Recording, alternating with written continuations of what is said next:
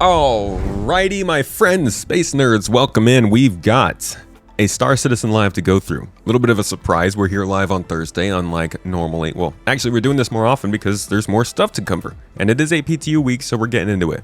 Today, we're going to go over FPS gameplay. The devs have come in for a nice Q&A. And yeah, these threes are going to have good things to say. Zach, dude, you always make me feel so relaxed in your style. It reminds me of the pants I used to wear way back in the day. A fan of denim, but seriously, always looking kind of steampunk in the vibes. Appreciate that. This should be a good one. I've heard that it's got some juicy info, and FPS gameplay does not just include guns and combat. It includes a lot of the tools that we're using, salvaging, tractor beams, potentially breaching charges, also deployable shields, and a lot of that stuff. They're taking questions from the chat, from the community that we've covered over this past week, and they're going to answer us, hopefully, the best things here. Of this week's show is FPS combat and gameplay. As we are wont to do sometimes, we put up a thread on Spectrum, asked you all to submit your questions, vote up the ones you want to see answered most. During this week, Zach, Luke, and Sam went through, selected the questions that they thought that had the best information to give. I added one or two curveballs. We researched the answers, we ran them by Rich, as he says. Just to make sure that we give you the best answer. There's a couple of questions in here that are going to have really long answers. You might notice to see the pieces of paper on people's on the lights. I guess some of these questions were very involved, so we wanted to get some notes and make sure we. This is that crunchy stuff we were asking for last year. Provided the best information possible. So all that said, we're going to start off with this question from Star Citizen Disco Lando. Where's my goddamn Apex battle card? Okay, so I'm not on Creatures anymore, but I did ask the people who were on Creatures. Oh, why not? Oh, not because of anything bad, because it turns out me doing everything is not good for development. So we've got some great new people. We've got a Creature team now that are more focused on it, don't have to share resources. Basically, working on it, dialing it in. I won't speak for their work. I'll just leave it at that. Yeah, it's one of those. I probably shouldn't have started with this question. Okay, I'm gonna go ahead and play what they're talking about over the top as they talk about this, because you might not remember or may have joined after they showed this. This is from CitizenCon 2024. This is the not original Sandworm. This is the old new Sandworm, as opposed to the new Sandworm, which is the one that we've been fighting at Lazarus and Pyro. This is the old new Sandworm, not to be confused with the old Sandworm, which is from the Planet Tech demo in 2016. They've gone through a lot of sandworms. So I'll just let this play out in the background while they talk about it here. I just wanted to get it out of the way. Basically, it's one of those things, we've been talking about this thing for so long at this point. I was just having a conversation with the newly minted Creature team and whatnot, and it's the expectations on this are now from being first introduced in 2016, from being brought back again in 2023. Yeah. You know, whatnot. We've come really close to getting it where we want it, but then there's just something that doesn't make it feel right. There's something that doesn't quite make it the Apex experience we've been looking for. So they're still working, and I think you spent this amount of time on it. You want to be sure you get it right, or at least have the best chance of getting it right. It's easier to make an FPS boss fight because there's a lot of context that you can refer to and you know it works. Name me a game where you have multiple people in multiple spaceships fighting a humongous worm, and how you make that fun, and air and on that's in an MMO with a huge planet with the servers. They also need to. So I forgot. There's two videos I have to pause here. So they've been talking about this on the monthly report. I think this is actually a fairly big deal because this could be a good template for essentially monster hunting in Star Citizen. The things they're mentioning about this in the monthly report are the idea that it's going to be navigating the planet on its own, kind of like they show in Dune Awakening. This thing is going to be moving around whatever planets it's on, and you will be able to bait it out by doing things on the ground and making it get near, and then you'll have to keep vehicles on the ground to make sure it keeps coming out of the ground, and then keep ships in the air so you can keep doing damage to it. And it's this whole thing about hunting it, obviously for the minables and the crafting harvestables that show up on it. It's really why they introduced this whole thing, was the pearls and stuff, which we are getting now. But this is like Monster Hunter in space, and they've shown us just how far they want us to go with all of the different animals that are coming. Obviously the sandworm, but there's a lot.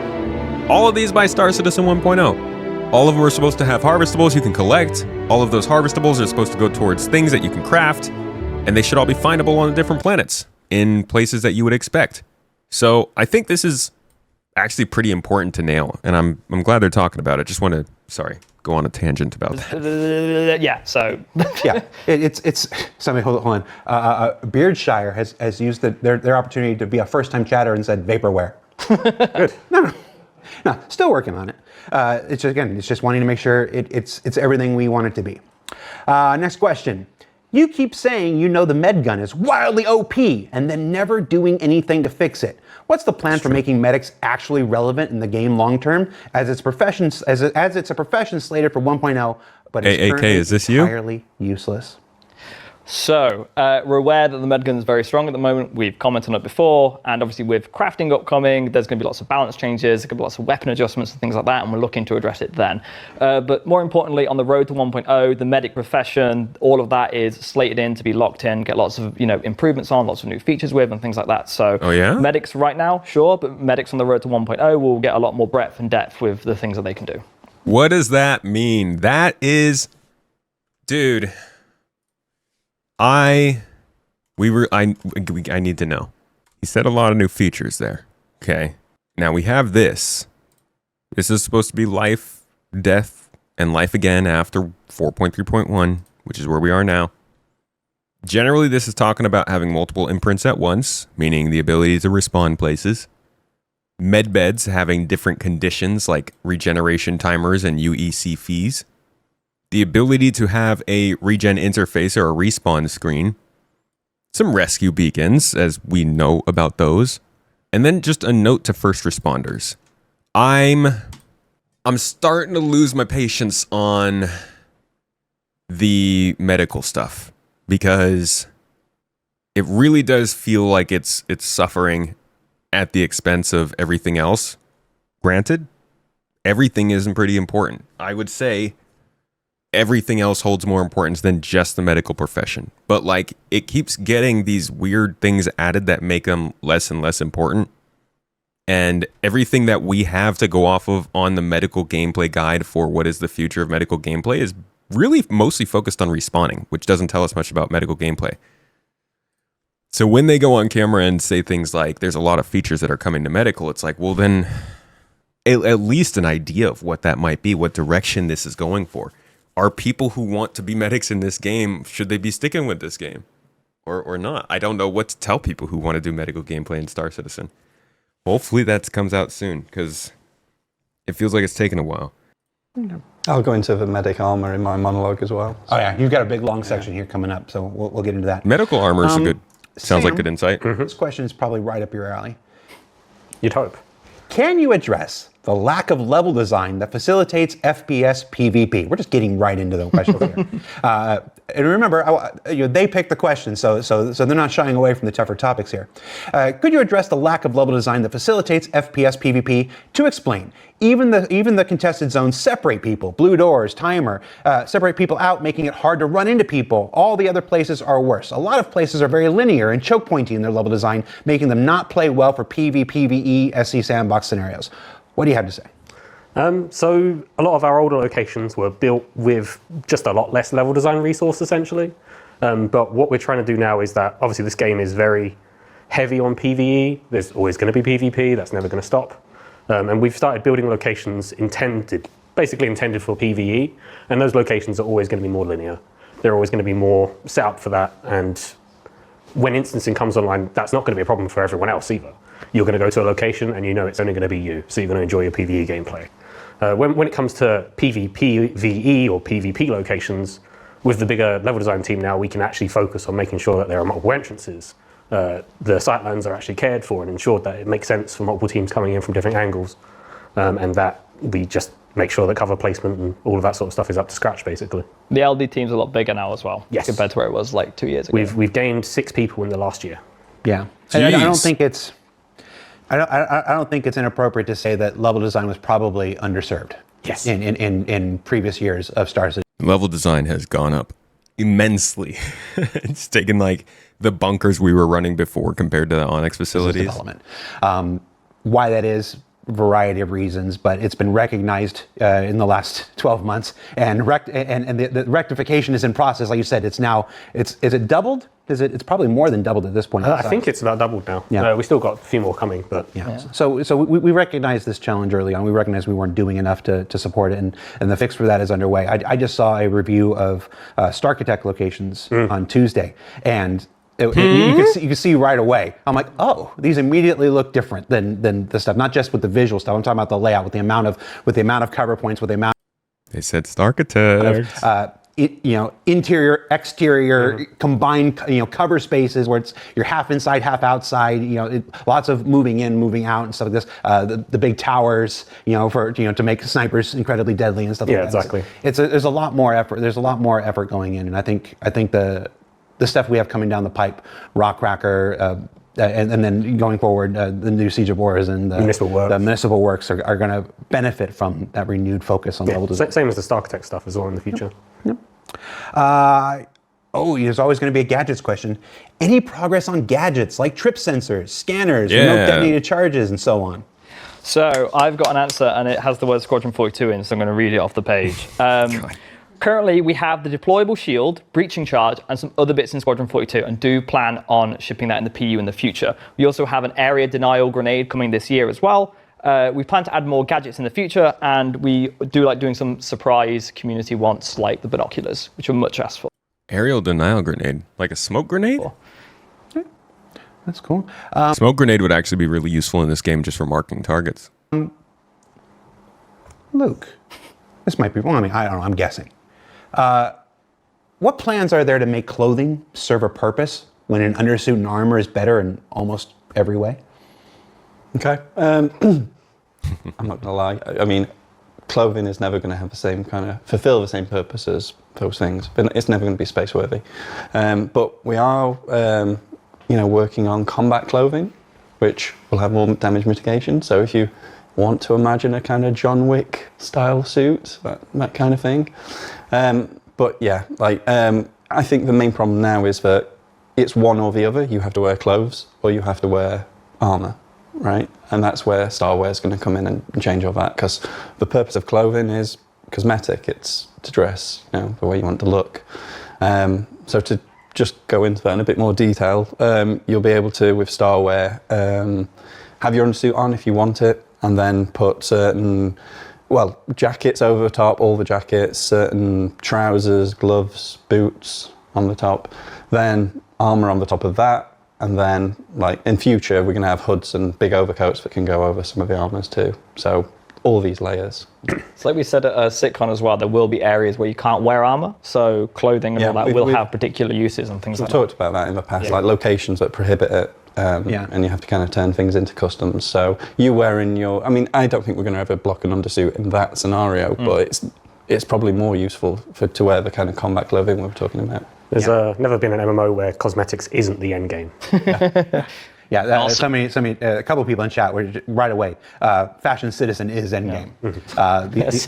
It's interesting. So Ben Dorsey was saying this almost. Remember this from back when they were first introducing Reputation. Even have talked about some fun stuff where, like, Konstantin Herson, for instance, is a bit of a snob. You walk in wearing a bad coat or some weird clothes, he might think less of you. You can also... So they did not mention that at all here. Not to say that that's not in the plans anymore, but that's the kind of thing that generally comes up here. I'm not saying they're not going to do it, but I'm surprised that they didn't say anything about it. What they are talking about, though, is yet another opportunity for us to actually go back to that same video from CitizenCon 2024, because that's where Starware was introduced. That's this video. Basically getting to wear armor over clothes and the idea behind it. That was something that they were very excited to introduce. The people were very excited for. As you all saw, on top backpacks on clothing, then and this was one of the big things from that update. And then it also included stats coming with your armor. So if we look at the again, this is all the same kind of stuff that they're designing for and they've been releasing armors for over the last year. But now, at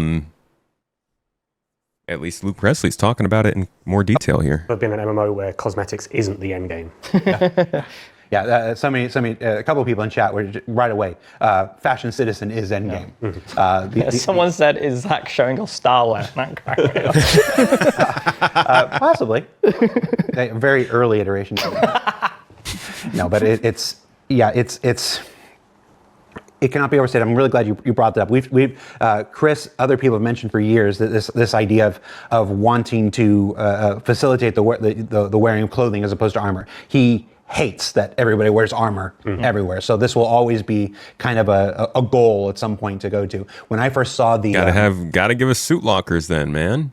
The outfit scanners that were part see it of happening Stormbreaker, this year, the ones where it forced you to change into the scientist outfit in order to open the door. Like, I was really excited about what that means for the future. You know, forcing people to switch into outfits as opposed to armors in order to infiltrate something. The gameplay options there were really exciting. It's like this. So yeah, it's combat clothing is a bit interesting though. I heard the term and I didn't realize not full on John Wick kind of thing. Wait, not bulletproof. Yeah, no, but you know, some decent mitigation. Not to the point of being better than light. There's 1,000 years in the future. It's going to be clothing that's a little better than what it is today, anyway. Yeah. Okay. Cool. I'm going to ask one more question before we go to Luke and his treatise here.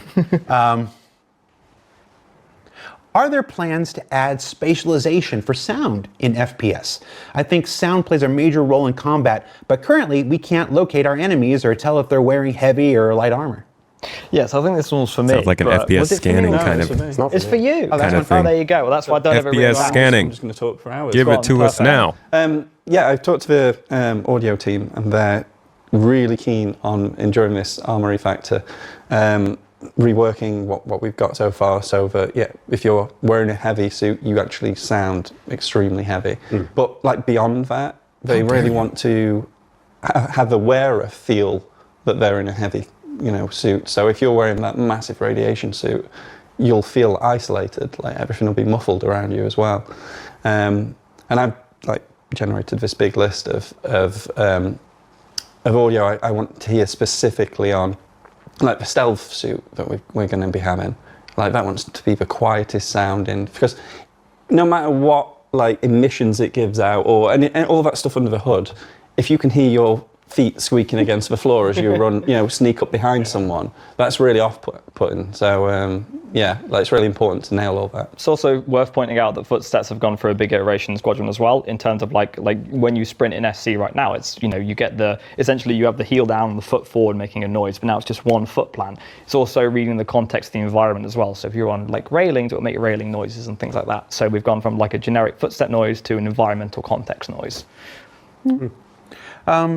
I was just thinking, I bought these really nice pair of Jordan 1 comforts. It's the classic Jordan 1, but the sole's been redesigned for maximum comfort. And it's got this little triangle shape cut out at the bottom, which is supposed to be great.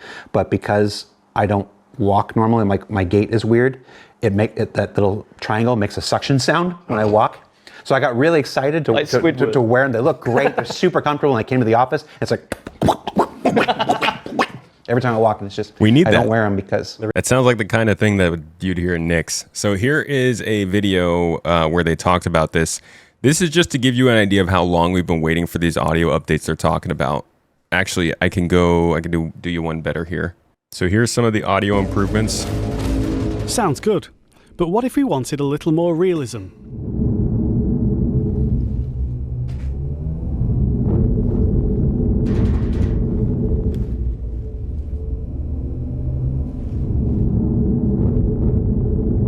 So this was CitizenCon 2023. We get that sense of isolation again, giving the location a different colour and adding variety to the audio experience.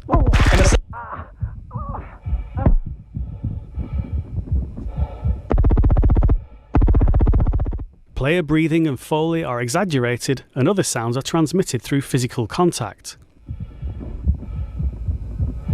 So this is the kind of stuff they're talking about here, and they were talking about it back in 2023. And then we could go back to one of our favorites that we've been referencing this video quite a bit, 2024 CitizenCon, where they showed us this system again. Really cool stuff, explosions. So we can put a cinematic element, a shockwave element, and a delayed speed of sound effects.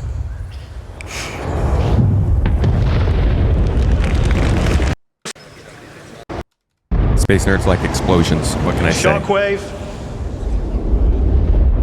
And the explosion itself. But it's not just that, it's adding like a Doppler effect to sounds.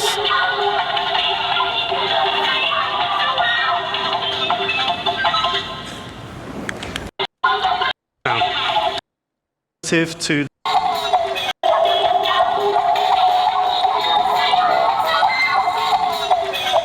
so you can hear the pitch and tempo changing as we move relative to the Benny Noodle machine, and this is all fully systemic, no special treatment for this sound.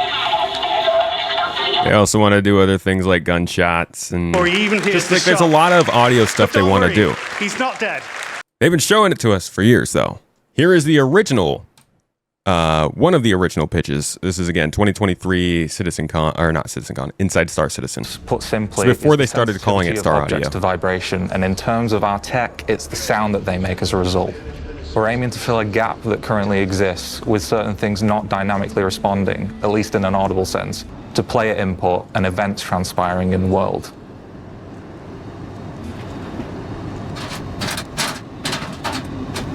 We want to add another layer to the soundscape that just sprinkles a little more life into it and makes it just that little bit more real. You're there, you're experiencing it.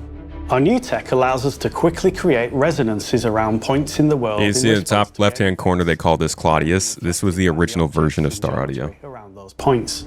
We can add a resonance driver node in Claudius and set the size of its sphere of influence and also how long it takes to decay to nothing. We can then add resonator nodes to any audio object that we see fit. When the resonator is caught in the sphere of influence of the driver during gameplay, we use the resulting output to decide how loudly the object should resonate. So this is all just to give you an idea. He's the same guy who was talking in this demo right here, actually. This is all just to give you an idea of the work that they are doing towards this audio update that they're talking about in Star Citizen Live here. It's been going on for a long time, and clearly they've been using it to at least improve what we've already been experiencing in the game. Ship sounds have been getting a little bit better. Audio design's been getting better in the levels recently, but there's still not this big push to get towards all these cool features we keep seeing in their demos. So I don't know when that's going to happen, but I think it's related to what they're talking about here.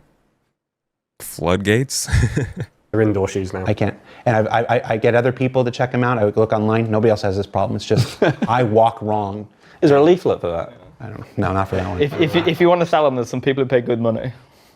Dude, if you want to find somebody else who does what you do, go on Reddit. Like the pulverizer have a slowdown effect from having them equipped on the back. Are there plans to give them weapon inertia as well, as in they handle slower than other weapons? So just to start off that, they don't have a slowdown effect. They just weigh a lot, and depending on how much weight you have on your character moves slower. Mm-hmm. So we don't do like this gives you a 20% movement speed debuff just because you have this weapon on. It's systemic. There's weight. The more weight you have, the more you slow down. But yeah, go on with the weapon inertia. Do you want to handle it? Because I can. The thing is, I thought this had come last, so I thought I'd have done my spiel on. So one thing we're talking about with the armor work is essentially having it so. Correct me if I'm wrong, but the heavier the weapon is, the more weapon inertia you get. So if you've got heavier arms, it's easier to handle heavier weapons. So if you're wearing like light arms and you have an LMG, you'll essentially have a lot more weapon sway. Think with the Fresnel, how long that takes to correct the sight picture. That's an example of something that, if you had light and you picked up heavy, it's a way of saying, cool, you want to fit in the archetype, that fantasy of being like, oh, I'm a super heavy armor wearing, I've got my LMG, I'm walking in a location, versus like, oh, I'm light and I've got a pistol. Because as you know, in real life, the shorter the barrel of a weapon is, the lighter it is, the easier it is to move around. Like I was talking to Luke about this. And the reason. Hear me out. To help balance this. It sounds like he's saying heavy armor will make you more able to do heavy armor things, right? What if they powered all heavy armors? And then it made actual sense that maybe you could do stuff more readily because heavy armor naturally has a battery in it and you have to replace that battery every so often. Do you hate me for that one? They've talked about power armor and we know that there are batteries in the game. This seems like a pretty interesting opportunity to at least try it. The barrel of a weapon is, the lighter it is, the easier it is to move around. Like I was talking to Luke about this, and the reason why pirates always have short swords is because if they're on boats and they're killing people close, that's why they have short swords. That's why people clear runes with like pistols and SMGs and things like that. All right, we're going to get to your question. Since it sets up, I want to preface this. This is actually 3 questions. Yeah, it is 3 questions I'm answering here. It is 3 questions. So, you got your notes, right? Yeah. All right. So, I want to show you. Can you see this? This is the notes for this next question. This is all one question here. It goes on to the next page. It's all more question. Yeah. It's that much. You wrote that much, Luke. So. Hey, we're bringing content. That's why we love them, dude. I freaking love these guys, man. And I love these guys. Zach and I are going to go get a beer. Can you get me one? Okay. All right. So these are 3 questions. 3 questions that all have one combined answer. Okay. Question 1. How will the upcoming armor rework make it so armor choice is more diverse? Question 2. What benefits are planned for players who wear light and medium armor in PvP and high-end PvE environments versus heavy armor? Currently, the movement bonus obviously doesn't typically offset the damage reduction of heavy armor. And question 3, with the addition of crafting armor coming, what's the progress on armor functionality? Armor roles like tank, recon, heavy scanning, stuff like that. All right, you ready? We're about to rerun that whole Starware presentation. We don't have like a single camera for Luke, do we? Oh, we do. Go. There we go. Right? I haven't seen this yet, okay?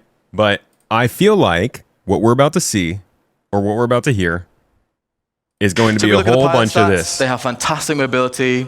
Like I mentioned, great G-force resistance for when combat takes them to the limit of human endurance. And finally, this suit comes with the best EVA capability in its class for when remaining in your ship is no longer an option. Right, all this kind of stuff. So if we look at the pilot stats, they have fantastic mobility, like aimed at less at pure combat and more about hunting its prey. But we'll see. Oh, excellent. Which one is it? There we go. Okay, so progress is going great. Finished. That's it. It's something I'm actively working on, and we've had multiple reviews to decide which stats I'm actually going to be able to play with. Because one thing we don't want to do is ruin the game, like make it unbearable, by just... I love that Zach has a hood. making things worse. So there's lots of things we're doing to like improve things as well. It's so hard. Yeah. It's so hard for me to say something. Skeptical. I'm going to bed. I had something so snarky I wanted to say right there, but you go ahead. You mean? Like design-wise, I think we're like 90% there. I've just got to pitch some of the non-systemic perks. The perks you get for wearing a full suit of armor and stuff. Because we've got most of our the perks are actually quite systemic. So the stealth suit, actually each piece blocks the emissions of your body and stuff. So you have to have the full thing, and then suddenly you're stealthy. But the perks where you have to make something up, I don't know. I'll give being able to. Well, if let's say if you have a full stealth suit, right, you might get a massive bonus to hiding your emissions. Yeah. As an example, something that makes sense within the context of the armor. Mm-hmm. Or temperature. More than the sum of its parts. Yeah. You can literally. Actually, funny thing. They introduced this way back in the day. Hello. CitizenCon 2019, where they first talked about this, and they introduced the idea that itself. So if you think of your car and you're driving around and you've got the heater on, it's keeping you nice and warm. This is Mr. Rich before he was in charge of everything. Within the operating window of that apparent temperature that your car is, then great, it would be fine. But then if you broke down, then basically the apparent temperature of outside would start to equalize with the temperature on the inside, and you'd start to get cold. And over time, that temperature would be equalized. And that's basically how a sealed armor would work. So as I touched on when we have armor in terms of that it's powered, essentially if you're outside of its operating window, from what it's been designed, what the manufacturer has chosen to design it for, then it will start to fail. And that's when that room system inside will start to equalize. And so when you have a sealed suit, it kind of... So this was the first big thing. This is actually their introduced heat and stuff first. So the first time we saw the Novikov suit, and it was really the first time they went into detail about all the stuff they're really getting into today in this Star Citizen Live. 7 years ago, pretty sure it's still pretty consistent with what they're saying here. Okay. Yeah. So it's the more gimmicky things I'll say. I don't really want to go into it because I'm not pitching them. But Right, so our main aims with the armor refactor are to give players reason to wear flight suits, light, medium and heavy armors, give players reasons to wear the combat versus utility armors, because that's a big distinction now, the two of those. To give players a reason to change armors based on their intent, and that's for specializations we were talking about in SitCon 2 years ago. So I'll go into some of those later. And then give individual armor pieces a purpose, so that, like, you know, arms aren't just useless cosmetics and stuff. You know, each piece of the armor has stats with it that you don't get with the others. Arms are useless cosmetics. So, like for me, and I think for you as well, like the most important things is nailing those weight classes. Yeah, the feel of those weight classes. It's very much so. Like last time I heard it's about the legs, and you get like you get mass reduction, right? So if you have heavy legs on, then your overall mass gets reduced because it's easier to walk and things like that. So it's like you don't just become instantly a tank because you've got the thing on. It's like, cool, I've got these legs. I don't want to be weighed down too much. I want to be able to like move faster, still with my heavy, but that'll have other offsets, obviously. Almost like a exo suit. Yeah, exactly. It's just the support that it gives. Right now we have this funny situation where if you were wearing entirely heavy armor, you had a full backpack on, all the attachments, and then you took your leg armor off and you just had naked legs. I mean, in real life, you'd crumple under that weight. But in the game now, you are faster because you weigh less. Yeah. And that's obviously something we want to get rid of. So will we crumple? Like, focusing on that, like the way we're going to make lights versus mediums versus heavies and flight suits,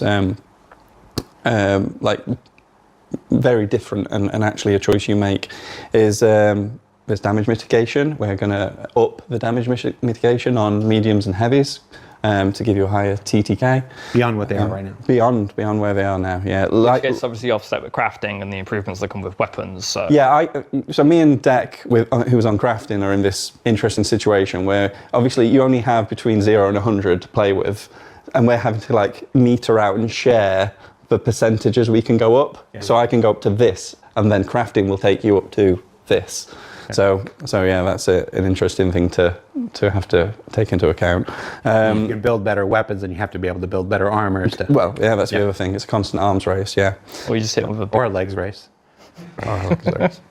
The combat crosshair, which is it's going to primarily be on combat suits and helmets. So like not everyone is getting that anymore, which is kind of the way it's done right now until we figured out. Flip the page.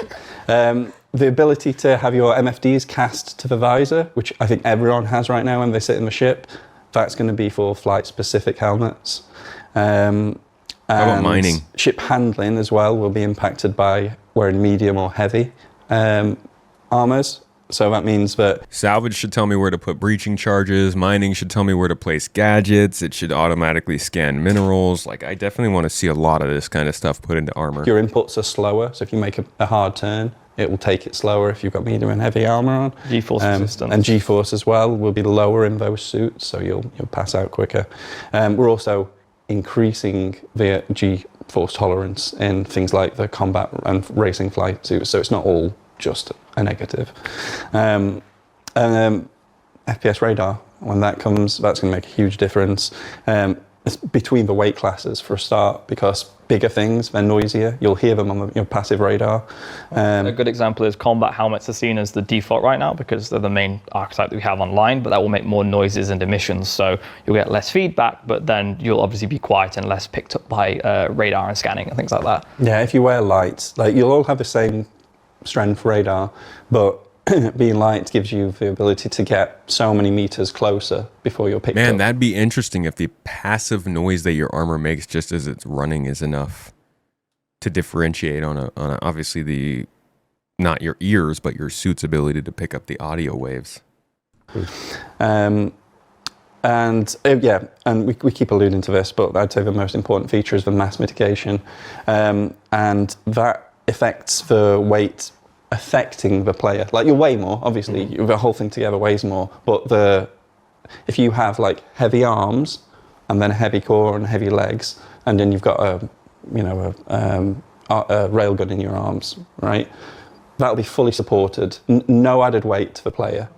But then if you start taking pieces off or making them like a lesser weight, that will start, like the percentage that those arms can take will get less and less. Like, you know, if you take your legs off, like, it doesn't matter what your arms can lift because your legs are still taking the weight of that thing completely. It's very nitty gritty, this obviously, but we still do have like high level archetypes as well. So like things like, you know, having like medic armor and things like that are this is in the weeds, but we also do have the high level ideas of like, you know, different combat armors, different, like we have the scanning armor and things like that. What's it called, the hunter armor and things like that, which obviously we're like way better at scanning and things like that. So there's some like very high level, easy to understand stuff, and then you have this stuff which is down in like the nitty gritty weeds of it. Like reducing the amount of times you're going to see somebody in a hospital gown carrying around a railgun. Exactly. So you know, if you want to be able to keep a railgun up and on your shoulder and use it, you're going to need to actually increase the mass of your armor in order to have that benefit, the support system you know, to you, so make it possible for you to carry it. Yeah. And finally, this is finally on this is point. Not finally, by the way. No. You have and finally written in here 3 times. Luke, this is not and finally. This is not and finally. And finally on the weight class, right? Because this is what we're talking about. Weight classes, they span all of these architect types and that. Like, there are 3 finalies, dude. Have a heavy medic, maybe. So EVA, controversial maybe. EVA will be removed from undersuits as it is now.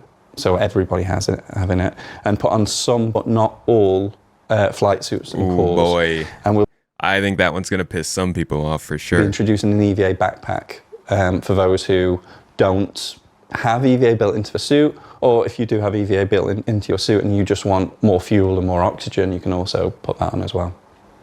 It's a lot of, you're basically adding a whole lot of choice, basically a whole lot of tactical decisions between what you wear. It's not just choice and consequence. Just going to be about rule of cool. It's you have to understand the situation that you're going into and the best loadout for that situation. Not just bringing the right weapons, but thinking. When the time comes. If you know you're going into like fight that you're Mondi, you might want to bring people with like more medic suits, for example, because you know you're gonna have to heal each other more and things like that.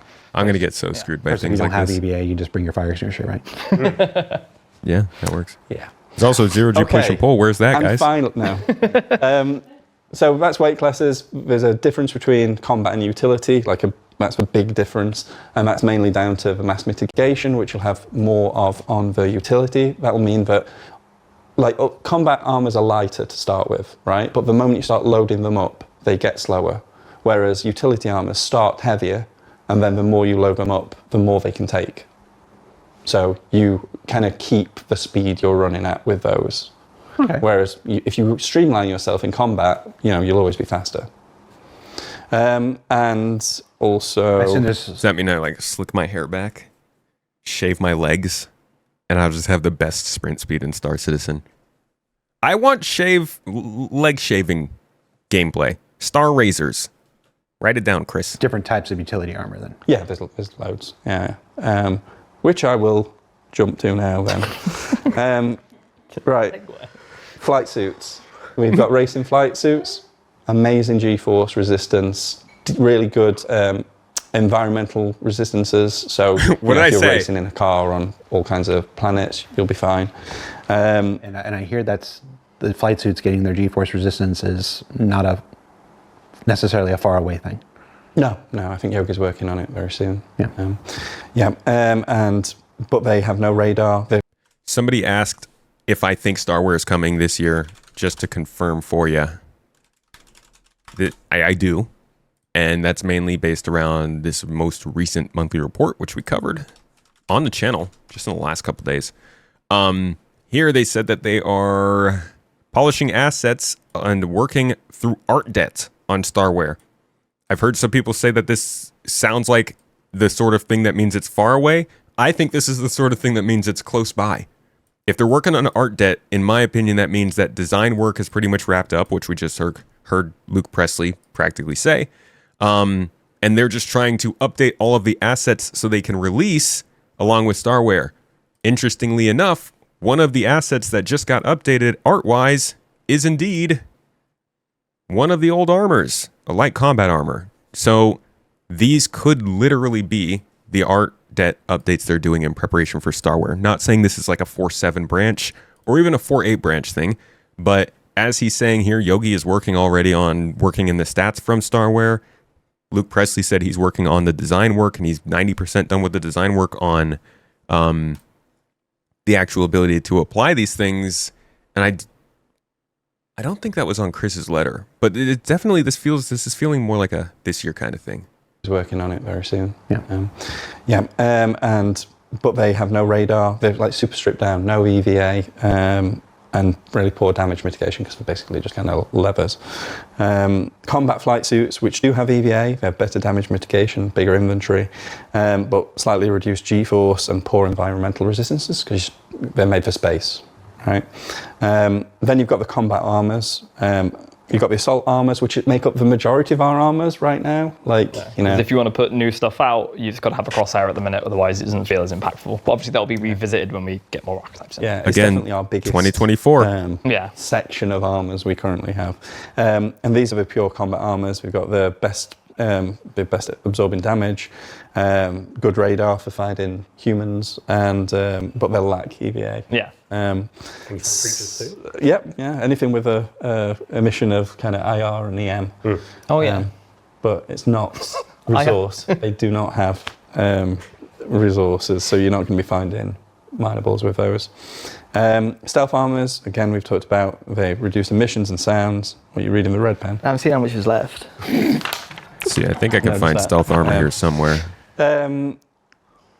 The hunter armors we've talked about is the only combat armor to have EVA, and it has an amazing radar for finding people. It's the hunter armor. They'll see you coming more though, and it has less. Here's the stealth mitigation. armor. Utility armors. Right, I'm going to actually breeze through these because I don't want to spend too long actually. Right, medical can scan health. When you do a scan, it will show you the health of people around you and various other things, and it can locate downed players from much further away. That's nice, dude. Hell yeah, let's go! Yeah, so if you do a scan, you're going to pick up the now. Actual freaking rolls, dude. Yes. And it's tied to armor. It's what we wanted. Feels good. Now just put it in the game. I love to hear it, dude. This is what brought me into Battlefield. It's why I loved Battlefield. It was like a lighter version of this. Being able to be the person that you knew could go into the battle and you could change the battle because you were the medic. It's already kind of there in Star Citizen. You could definitely change a PvP battle if you're the medic. But when you have the ability to scan things other people can't scan and find things other people can't find, then it counts to have that suit of armor in your ship. It counts to have that suit locker. It counts to have that certain type of ship. It counts to do things. That's all I've wanted to see from this, man. This is really good to hear. Yeah, that's its thing. So if you have medic armor. Yeah, so if you do a scan, you're going to pick up the down players that you wouldn't normally pick up just by IR and EM. There's engineers, and they can reveal the positions and health of components. No, just this one. And resource specialists, these are like the salvagers and miners. We have an amazing resource radar.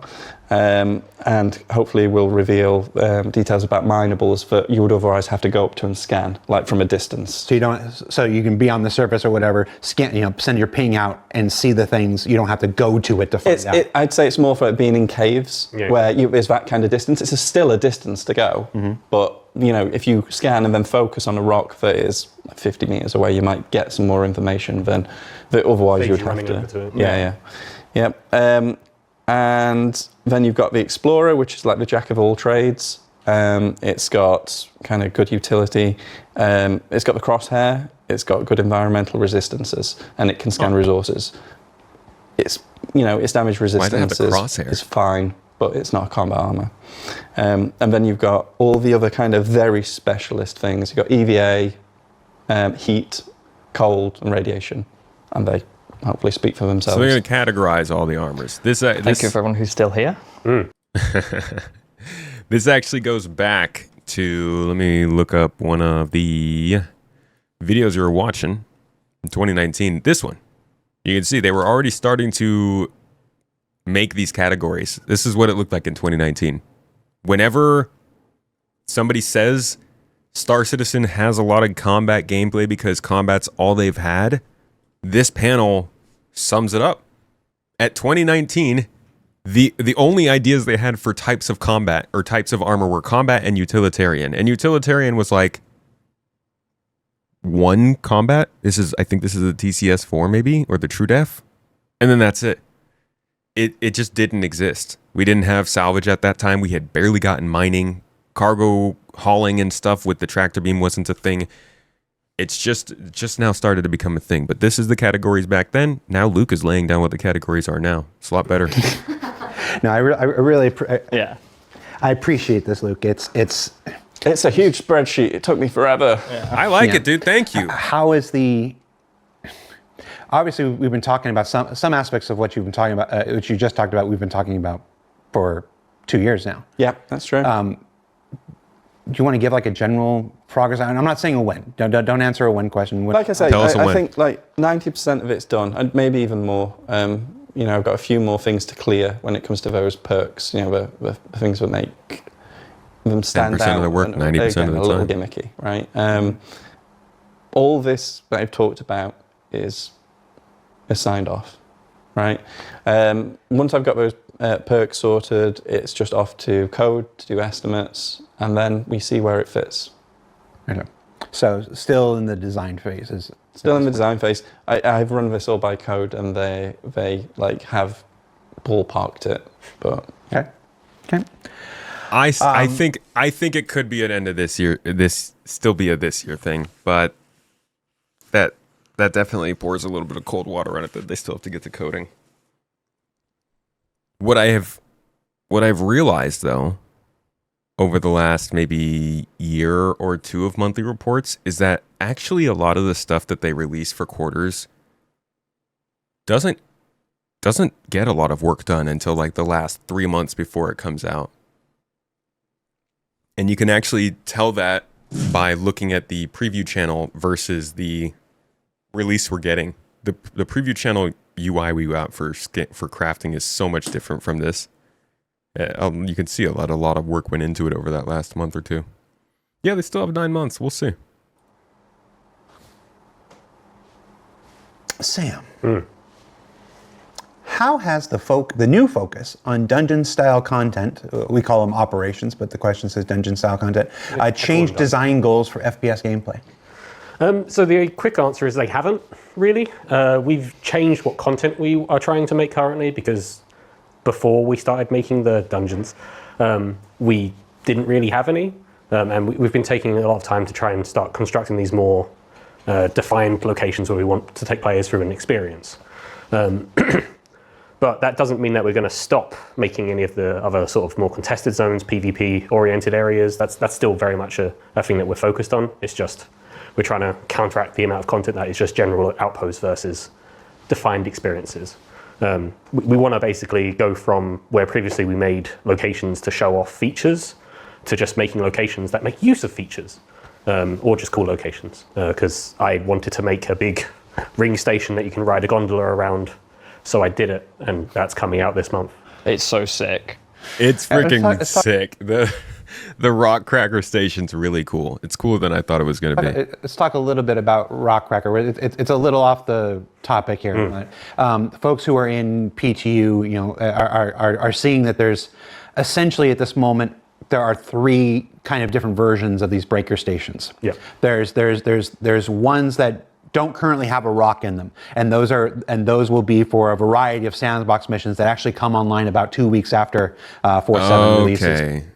We ran into a few of those, and it was always confusing. So 4.7 will release hopefully towards the end of this month, and then about 2 weeks later there'll be another content drop that releases an entirely new suite of mission content that will utilize these third versions of breaker stations. I realize I'm starting on 3. Yeah. But then there are 2 versions of the breaker stations that have these giant, enormous rocks in the center, and one is more like a contested zone kind of thing. It's like players have seen with Line of Mine and Stormbreaker and stuff. It is, you get the mission and everybody has these locations. They're on your star maps. You go and it's the contested ones aren't on your star maps. The contested ones aren't on the star maps. No. So the way they work is that we have multiple instances, basically. Not instances. Yeah, you can't use that word yet. Not instances in actual instance, but a version of the mission that's at a location. And so basically 5 groups of players can go to each one at a time. and we have multiple locations that they can go to. And the expectation is that you should be taken to one where someone else is, and you should fight for the stuff base. So that's a bit more chaos in those Yes. ones. A bit more. Don't say you should fight for people who want to do PvP, and who don't want to spend. Also, we can team up for the stuff. The high price of entry for the exclusive ones. And that brings us to the third. Right? Isn't that still part of it? I feel like it is still part of it to team up, right? That's still sort of a thought. I hope so. That's what I wanted to do. I was thinking to myself, man, we should. It'd be interesting to see how we could figure out how to team up with people. Which are these exclusive ones? Yes. These ones are also not available on the star map. You have to earn the right to purchase the locations to these versions of the breaker stations, and those allow for only the people you share them with have it. So a true PvE experience at these places. So it's a neat evolution of what we were doing last year and learning the lessons we learned last year, and always trying something new and stuff like that. So these 3 different versions of these breaker stations that are coming in 4.7 are pretty exciting, and always trying something new. It's definitely. Yeah, with ASD, or with the Onyx facilities, we dropped roughly 600 of them, across plants. Always trying different things to see how to give something for everybody. Yeah, we basically wanted to make sure that people who only want PvE should be able to get that, and people who want to fight for stuff can fight for stuff if they so desire. How about people who don't want to fight for there won't always be anything? a PvE version available. Not always, but we've placed a decent amount of them. Yeah. So, and those are kind of things we'll continue to tune throughout PTU and stuff like that. And it will continue to evolve as the game goes on. The rewards also got better. I improved them today. Oh, nice. That's good. Yeah, they need to be improved. Not specifically. Go find it. Okay. We just found Torite inside, and it did not seem like it was enough to validate the effort. This question. Is this the doozy? Well, I don't know what you think is a doozy. Yeah. Okay. But this question has come up on and off every year since it was first introduced as a concept back in 2013 when Shroud of the Avatar came online. The crossbow. Lurch Lord. 2013, 2014. Lurch Lord, are you in the chat, dude? Holy crap, if he's not in the chat, I'm going to lose it. Oh my God. I can't remember. Back with Richard Gary and Portalarium and stuff. Too long. This question is simply, how is the crossbow coming along? Okay, so this was the first year that I got to basically plan out all the weapons, and the first one on the list, obviously, that always gets mentioned is the crossbow. So I can confirm that the crossbow is coming this year. The main reason I think that we got that crossbow was because Rich is an original Shroud of the Avatar backer, so he is very interested in getting his skin. So yes, crossbow this year. But and Rich is basically in charge. Other cool weapons. Okay, that's not true. He's not in charge, but he's basically running the day-to-day, so he gets to make a call on that now. So here is the last time this was talked about. This was 2024. A lot of stuff got talked about in 2024, guys. Just saying. Coincidence? Before we move off the crossbow, it's not just going to be available to the folks who pledge for whatever level of Shroud of the Avatar. There are versions of it going into loot. For everybody. I believe they get a specific skin if they were Shroud of the Avatar. Yes, but the crossbow, a weapon this cool, is going to be made available to everybody who plays Star Citizen today, either through loot or through a bundle or whatever, or if you did pledge at those specific Shroud of the Avatar levels, that specific a skin, and the process of how you claim those will be made available to you when it comes time to add it to the game. Yep. So cooler than the new guns. There is one with space blanking, like we said, space AK. Are you just gonna move on to other new weapons? Yeah. Sure, go ahead. Crossbow's a crossbow. No, talk us about space gun. There's space blank, which is space kind of based on a real gun sort of thing that people really like. We got loads of people like the space AK. We've got a lever action rifle. We've got a freaking lever action rifle, dude. You crazy people. So we could probably find a couple of the guns they're talking about in this video, because there were a few models that we haven't seen yet. We got a couple on this screen here. This is his team. This is the same team Zach is on. So they were showing off some of the weapon stuff they were working on. Obviously, there's some melee weapons coming along, but I think melee gameplay has not moved along enough to validate getting those. This is a gun that we saw, and I don't think it came out yet. Can't tell who it might be made by. It does have some kind of lightning company looks to it with this sort of detail right here, but it looks like an LMG of some sort. Couldn't possibly say whether or not it's actually something that's coming to the game or if it's something they're talking about, but I'm just showing you the stuff that I've seen. And you can... Ooh! You know what it could be? Space blank. Maybe space taser? They haven't said anything about non-lethal gameplay yet, though, so that might be too hopeful. Who knows? We'll see what it could be. I think it could be a taser. That'd be an interesting one. You're adding more space versions of existing weapons. Yes. Okay, so like you did with the space AK. Correct. There's going to be a space something or other. Yeah. You don't want to reveal right now. No, because it's very cool and it's something that people mention a lot, and I think it's fun to find out. But just a little tease. Like Space Godzilla. Yeah, Space Godzilla, exactly. Space flamethrower. A real thing. Yeah. Space Godzilla's a real thing. Medgun pistol. I'm very excited. Sorry. Medgun pistol. We have a bullpup rifle. Shoot your enemies. You're glossing over this stuff. This is a medgun that... I want to leave it at that. I want to say the name of it, and then as it comes out, you'll see like, okay, All right, so you're being intentionally... Holy shit. I bet that's like some kind of ridiculous thing where somebody managed to get regen fluid or whatever it's called, medical juice, into like a cartridge, and you could just shoot it at somebody using a repurposed pistol from the game somewhere. I think that's in Battlefield 5 or 2042, where you can shoot people to heal them from further away. Yeah, basically. All right, send your letters to Zach Priest, 6 Manchester Goods Yard. Yeah. All right, so medgun pistol. Medgun pistol, bullpup rifle, lever action rifle, and some more cool stuff action rifle later on. Oh, he's just having the piss now, dude. Lever action rifle in 2955. So that's some cool stuff that's coming this year. Let me be clear. Our intention is that those things come this year. Stim pistols and Helldivers. And yeah, there's some other stuff that's not just it. Like we also spoke about, we've said, we want an area denial grenade. We know that gadgets and utility are big requests and things like that. But those are the things that we want to tease now. There's more than that. As we delivered a lot of weapons last year, we want to also deliver a lot of weapon content this year as well. That's fantastic, because now we don't have any videos to have already spoiled what those might be. So we should be getting some good surprises this year in this area. Just casually drop. There's going to be a lever action, a 30th century lever action. Right. Oh, the plan is that it's gonna have evolving geo as well. You switch the fire modes and stuff like that. So leaning into like taking it, making it really cool and sci-fi. I bet it's gonna be from who makes the Demico? The Demico and the Lumen. Whoever makes that, I feel like would make a solid lever action rifle. Intention is for this to come. All these ones that you mentioned. Intention. We all know how game development works, but the intention is for all of these to arrive this year. Yes, and some more other cool stuff we planned out this year in terms of like looking how much we delivered last year. What can we deliver this year that is exciting and is really fun? Okay. He actually printed up some pictures. Look, I wanted to do it. I had some pictures printed out here. Lever action rifle. Which one do you want to know about, chat? Right. You do have the close-up.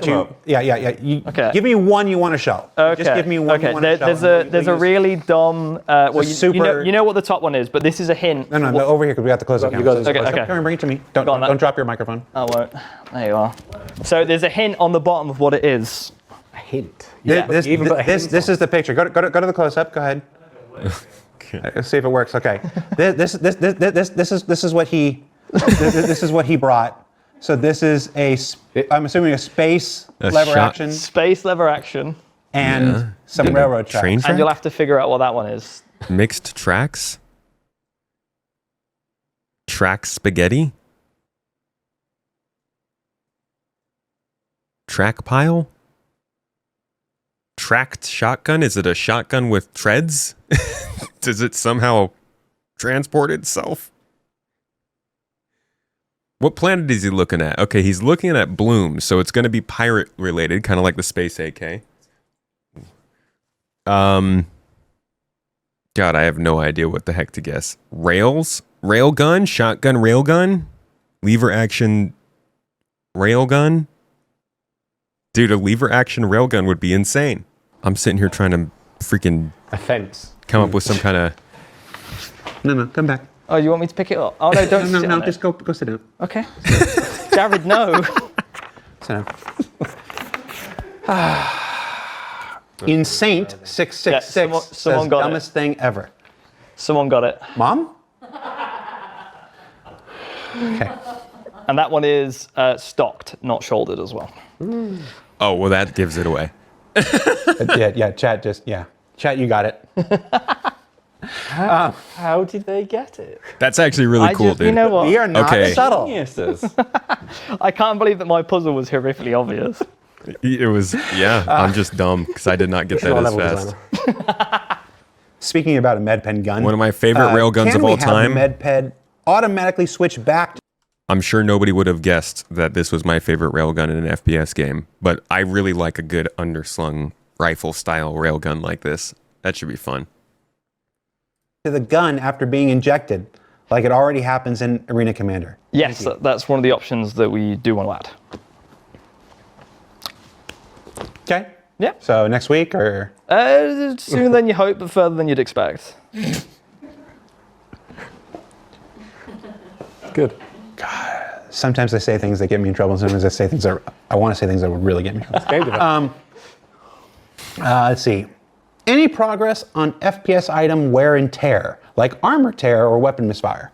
Yes. So in terms of weapon malfunctions and weapon overheating, every single weapon has that in Squadron at the minute. So every single weapon jams, every single weapon, well, the weapons that can overheat do overheat. That is fully implemented in Squadron 42, and it will be coming to the PU in the future.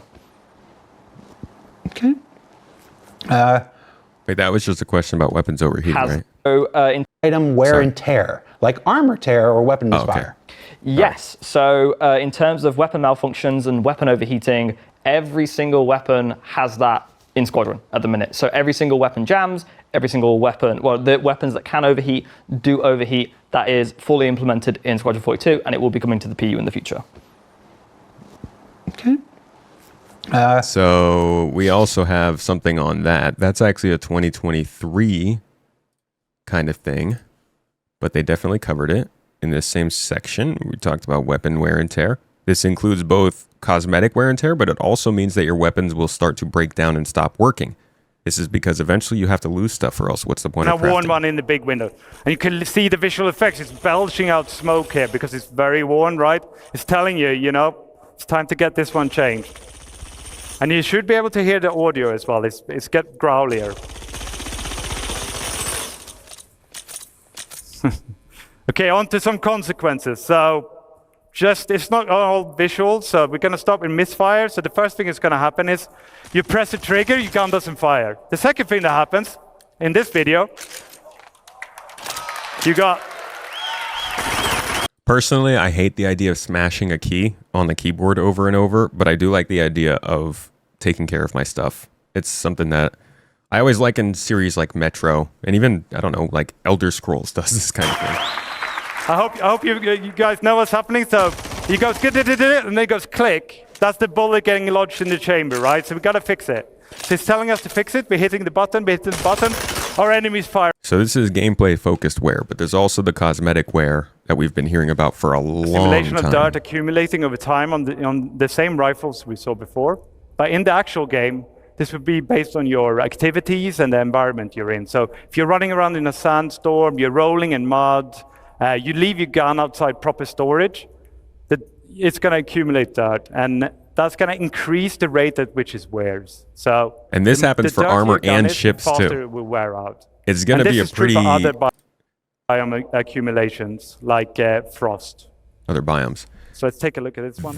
It gets much deeper than you think it's going to. For a space sim, you know, that a lot of people would assume it's about the spaceships, there's a lot planned for the FPS side of this, and I think that's what attracts a lot of people to this game that wouldn't normally take on MMOs. Is like, they're doing the sort of things that people like to see in FPS games, and FPS gameplay is important for that. Not just combat. It gets to logistics and strategy and taking care of your inventory and all that kind of stuff. It's there's something nice to it, even if you're just going out running a quest and then grabbing some stuff and going home. I'm gonna guess this is you, Sam. Would it be possible to climb more stuff? Yeah, basically. Oh, there's more to this, like SU boxes, ramps, and elevators. Yeah. It's all I thought fun this person just likes to go into the soft play. It's we want to climb everything. Is it possible to climb more stuff? Yes, essentially. A lot of older content still probably won't be able to climb as much, but as we have a much larger level design team now, we are able to make more stuff climbable, and also design stuff that's more traversal oriented. Automated tools got a lot better as well. That's also automated cover generation is now a thing. So level designers don't have to go and manually place a couple points as well. That was also very nice. Yeah. Still have to double check it though. Yeah. You don't know. Don't turn it all over to the machine like Amazon did. Yeah, exactly. That's part of Genesis. If I'm not mistaken, where was it that they did the whole Genesis talk? This part. Yeah, this was what he was talking First about of all, here, wasteful right? and on the memory side and time consuming. And also because we have a lot of runtime modification of the terrain, this would require us to still reparse it at runtime, and pretty much that will be almost all the time. So to generate the cover data, we want to leverage the navigation mesh system. And what we do is, as you see here, the blue polygons are basically where NPCs can walk, and the green ones are what we call cover surfaces that represent simple. I don't think that the AI are really following this all that well at this point. But this was something they talked about at the same CitizenCon 2024. A lot of stuff that's coming out around this time, being talked about around this time, is starting to show its face. But this was all based around the idea that NPCs are going to need to generate cover emergently if they're going to deal with all these ridiculous amounts of POIs that they're putting on the planets, including the planets themselves. I don't know if that's what he's talking about here. He could be talking about in POIs as opposed to the Genesis side of it, which would be NPCs walking around planets. But emergent cover generation has been something that they have not been able to do before. So I'm glad to hear they've got it working here now. And stuff that's more traversal oriented. Automated tools got a lot better as well. That's also automated cover generation is now a thing. So level designers don't have to go and manually place a couple of points as well. That was also very nice. Yeah. Still have to double check it though. Yeah. Yeah. You don't know. Don't turn it all over to the machine like Amazon did. Yeah, exactly. What is the status on swimming? Fully implemented in Squadron 42, will be coming to the PU in the future. Okay. Love that answer. Just write that down on most of the answers that we get. Yeah. We've said fully implemented in Squadron 42 a couple times. Yes. How different is FPS in Squadron? Yes, he's going for the paper. Going for the paper. Rich said, don't get in trouble. He's like, I'll allow you You to said answer fully this implemented in if you're not Squadron gonna get in 42. trouble. When is that coming out? Now I've got to find it. Challenge impossible. So God. The question is, I'll cover for him while he searches for his paper. How different is FPS in Squadron 42 compared to Star Citizen, and what lessons from polishing there can we expect to come to Star Citizen? I want to hear this question for the flight model. So there has basically been a lot of work on the player character. So from minor things in terms of like how actions automate into each other. So we have something called a sprint toggle now, which is the default, which essentially means like if I'm sprinting and I shoot, I have sprint to fire, so I don't start shooting when I'm down here. It comes back up, it's natural, it feels good. Even the new sprint pose, which is like up here, which includes like head bob. All of these things massively improve the experience that you get to, as you play the games. Like previously when we were doing in 2023, when we showed off all the FPS improvements at SitCon, where you think like backpack reloading, you think like ammo repooling and things like that. We're writing on these things in Squadron and obviously polishing them up for the release. And all the things that we are working on in Squadron will come to the PU in future. The action matrix is the biggest one. We've got like sprinting while reloading. We've really been spending a lot of time dialing in that FPS experience and making it feel really polished. And even like sprinting now, like it's a really big thing for me because the gun goes down here, it goes off screen, you can't see it. When it's up here and you feel like you're running and things like that, it just feels. They're gonna. Dude, Reddit is going to have a freaking party on this one. Oh God, that is of all the things that people are like, they're bringing COD to start. That feels very COD. I always thought that was funny when they introduced that into that game series. Maybe it sounds interesting for certain game or certain gun sizes. A lot more polished. It's very nice. It's the FPS experience basically has been dialed in a lot more. There is a bunch of stuff which escapes the top of my head right now. But you have your notes. I accidentally deleted I am glad to hear that Squadron 42 feels a lot different from Star Citizen, because if it didn't, then that would mean it was a bad game. Sorry to say. I have a lot of fun in Star Citizen. I think they're doing great stuff. But if you ask me how good the FPS experience is right now, it is not good enough to be a AAA FPS release. there's got to be a lot of polish on it, a lot more inertia, a lot more, for lack of a better term, vibes. Oh, you want to come over here? Yeah, go on. Come over here. Go on. Yeah, because this was one I had to ask Rich for very nicely. There you go. Go ahead. Thank you I get to sit in the chair. Yeah, come sit in the chair. Perfect. You've been good today. There you go. So yeah, as we said, with movement accelerations, melee improvements, that's a big one. So hey, you're not randomly going to go in front of you anymore. It's, there's nicer animations there. How it follows up feels better. Weapons having consistent slots. So for people who have to constantly switch around and do those things, I know it's very annoying, but that is now like, cool, I have weapon 1, I have weapon 2. They have consistent slots. The that's action good. Matrix. Oh yeah, for example, sprinting and med penning now, if you press sprint, you press your med pen button, your med pen, then you automatically go back to sprinting. So sprint toggle, beautiful. And yeah, my favorite one, weapon raise. I actually don't know if I would like it better if after I med pen it immediately goes back to whatever I had equipped, or if it goes back to my next med pen. I don't really like going back to my next med pen. But it also might be disorienting to go back to the thing that I expected. I guess as long as it's consistent, doesn't matter. But I think I'd like to go back to my last item. 2.0. So as you know right now, if you go up to a surface, you do this. We now have a procedural back like that, and it's very, very that's nice. We've also moved the pushback point to the optic. So for people who want to aim over railings and shoot over railings, you can now do that. God, yes, dude. I mean, the FPS experience overall is far more smoother to play. FPS AI has basically been overhauled. Francesco Riccucci and Chris Roberts have been themselves very involved in that process as well. Chris has been very keen on making the AI experience in Squadron, so they've been working very closely together. Entirely new audio setup for guns. Wait, who did he say? Themselves very overhauled. Far more smoother to play. FPS AI has basically been overhauled. Francesco Riccucci and Chris Roberts have been themselves very involved in that process as well. Chris has been very keen on making the AI experience in Squadron, so they've been working very closely together. Entirely new audio setup for guns. The guns sound absolutely amazing. I just want to confirm real quick. I think the guy who presented AI that we were just talking about interesting to see how the NPC are this guy. Is this Francesco? Soon. So I'm Francesco Riccucci. He introduced to us all of the weapon much archetypes, right, and showed us this demo. You will see that at the right.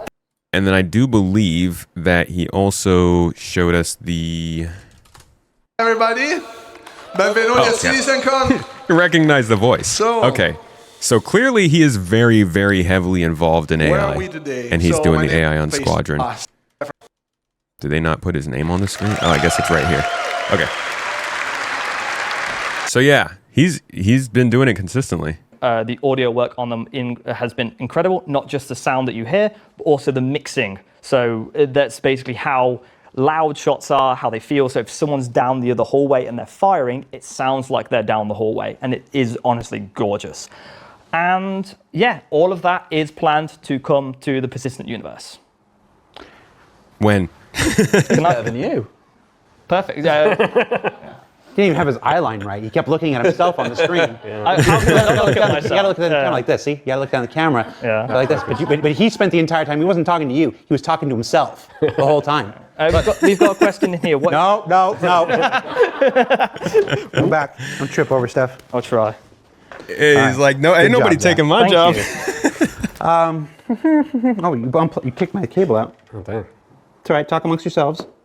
Oh, shit. Can't get the job either kicking cables, Zach. Okay. No. We're good. We are almost out of time. We can squeeze a couple more in these. Why is the boom tube dealing so much damage? Okay, this is, Rich told me to be very careful with this one as well, but I actually do have this one written down.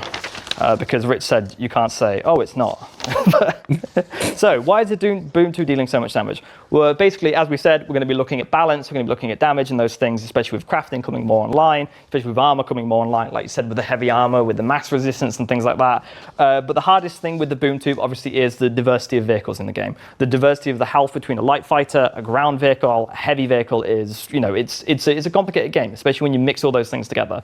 But most importantly, this is something we're looking at I've already come up with a couple of ideas of what we want to do, like increasing the arming distance. Like there was a clip on Reddit recently where someone just shot it in a ship and the ship blew up because they were raiding on. But yeah, so it's something we're looking at and keeping an eye on. If you didn't know how strong it is, this happened during the Demo rally.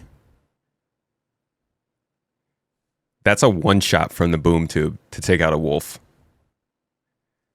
Thing is super powerful. It was also a really keen moment. That was exciting. You know, if you take a boom tube into an encounter, you're sacrificing a weapon slot. You're sacrificing the ability to, you know, fight other people, fight other NPCs. So it's a heavy cost versus the reward you get for how slow the projectile is and how much spread it has. We're also doing a bit of a refactor on the way explosions deal damage to actors, because right now an explosion deals 6 times the damage to the player because it hits their head, arms, legs, body. So you have to balance it weirdly, like so that one explosion would do like just 100 damage to that table, but to you would do 600 damage. So it's really hard to balance. So we're making it so that any explosion will do 100 damage to the player, divided by depends where it hits them, to how much damage they take, and it'll still just do 100 damage to that pinky pain an object. Okay. Is med penning yourself in a down state still a planned feature? Yes, that is still a planned feature, and the plan is to move it to the Adrena pen. So basically, if you get downed, you'll enter a down but not out state. That's also fully implemented in Squadron. But Squadron has expensive self-revive pens. It's obviously MMO single-player game. But yes, so that is still planned. And let me just check my notes, see if there's any other caveats there. But you'll be an Adrena pen for rezzing other players as well. Yes, that's the other bit. You'll need the Adrena pen for other people. So you can crawl around on the floor, traditional down but not out. These are good details. What is impact force? That again kind of hits on the medic gameplay, so I'd be interested in understanding how that goes. But being able to self-revive, just casually, just kind of casually mention that. Traditional down but not out. What is impact force in crafting? Damage. Is there anything planned to make something stronger than heavy armor? Expensive self-revive pens implies an economy in Squadron. Well, you are part of a company, right? Not like a company in the middle, like I don't know what they call it, a battalion, a squadron. I guess you're part of Squadron 42, and so you probably have to work with the quartermaster based on what you need for each mission. There are other games that do it, like Splinter Cell did this, I think. It's that kind of thing where you get to decide what you start the mission with, and then that decision is based around the sort of points you have or whatever. I like that. That's pretty cool. As you rank up, you probably get better access to certain things. Do you want to use the Gladius? Do you want to use the Hornet? That sounds like a good time. Makes the gameplay different for everyone. Yes. Yep. Super heavy. And that is not suit. just a new armor set either. That comes with a lot of restrictions, specific weapon classes and things like that. So I think one of the things is you're not going to be able to heal yourself. Yep, you're not going to be able to heal yourself. You're going to have a super heavy weapon. Yeah. But you can use other weapons. It will just be, why would you in this? Ooh, I wonder if the mech suits... No, those are size 0 weapons, so it's probably something between those two. Extremely restricted thing. It's all about, you need the support. Like, because while you're there and you've got the big gun, you're unstoppable. But the moment people start chipping away your health, if you can't pull out that pen and heal yourself, you need a teammate there, otherwise you're going to very quickly become vulnerable. Like a medic archetype of some kind. One of those, Right. The medic has to be more than just a combat for medic, today's though. show, guys. Thank you so much. I do want to address something in the chat here. A lot of questions in chat, right? Don't hurt yourself, Jared. About desync. There's probably no greater challenge that's affecting FPS combat and gameplay today than desync. The reason Luke, Zach, and Sam aren't talking about it today is because they're designers. They do not work in the network coding, the server infrastructure, any of the areas where desync rests. To that end, I'm going to go ahead and volunteer our own Chief Technology Officer, Benoit Beauséjour, and I'm doing this right now on the fly. He doesn't know about it. It's not a gag. I'm seriously doing it. So if it doesn't happen, you can blame me and not him. Dude. Benoit used to do these big, long posts on Spectrum where he'd walk through one major technical issue or another. I'm going to walk out of here and ask him to do that for Desync. It's not a conversation that I think super works in conversation. Okay. I thought he was about to call him. He's about to give us like a impromptu calling all day.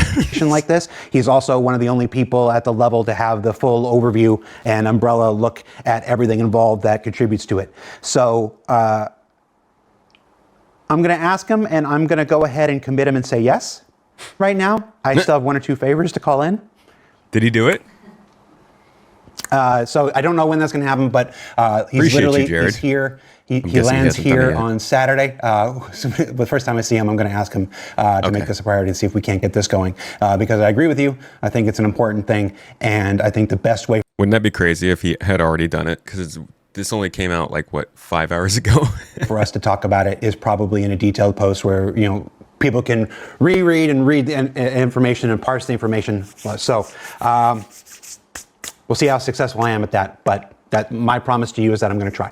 Thanks for trying, dude. Benoit is a pretty good dude, so I imagine it'll happen. All right. We appreciate you, Jared. With that's Star Citizen Live. Thanks for watching. We've had a nice little streak of Star Citizen Lives. This is either our 4th or our 5th episode in a row. Come on, next week we're back with an episode of Inside Star Citizen, looking at a bunch of the various content that's coming with Alpha 4.7, as stated, targeted for the end of this month. Available for PTU now. You can help us as always, getting into PTU and helping us test and beat on the pipes and make issue council reports and everything. Yeah, sorry. I'm realizing that I just signed Benoit up for a thing, and I'm just gonna. I'm already thinking about what I'm gonna have to say.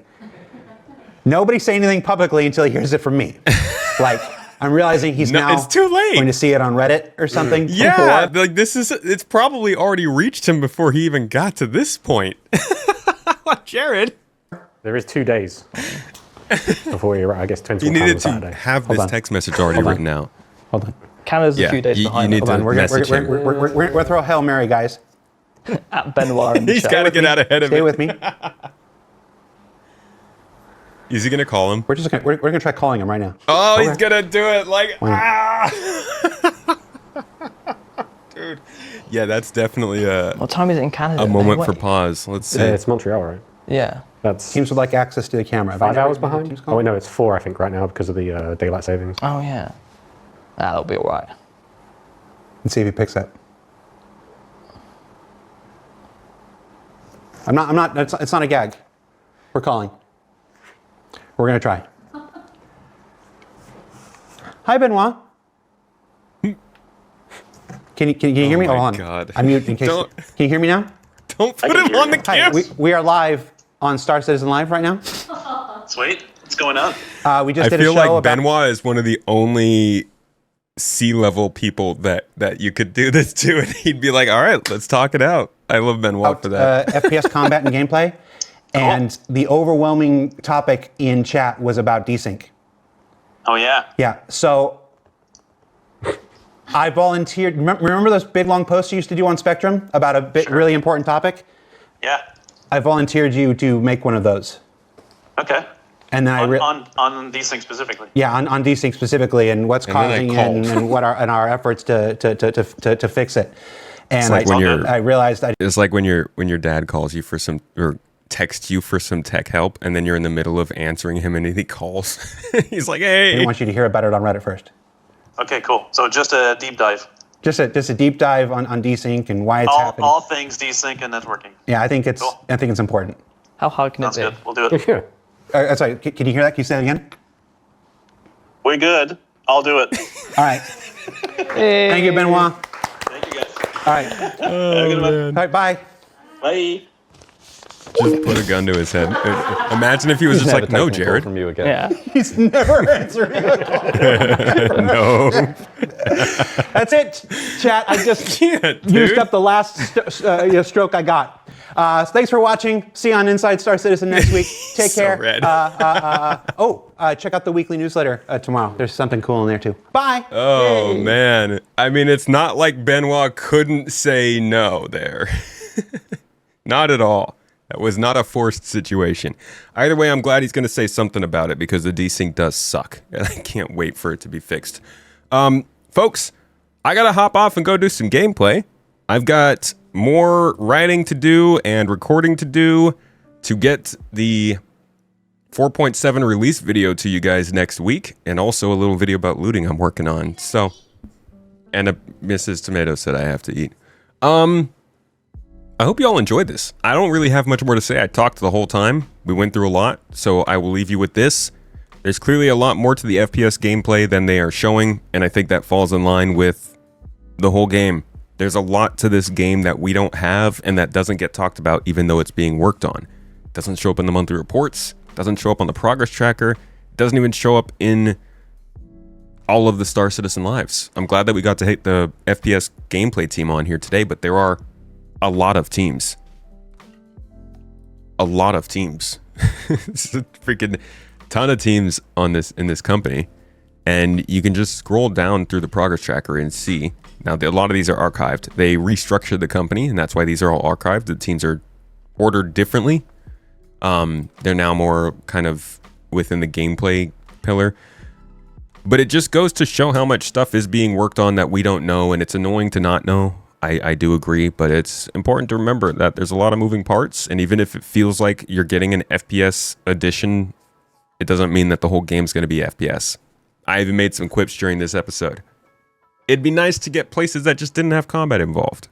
I do know that's going to happen at some point, but I get wanting it now. Either way, hope y'all enjoyed this. Thanks for coming to this deep dive.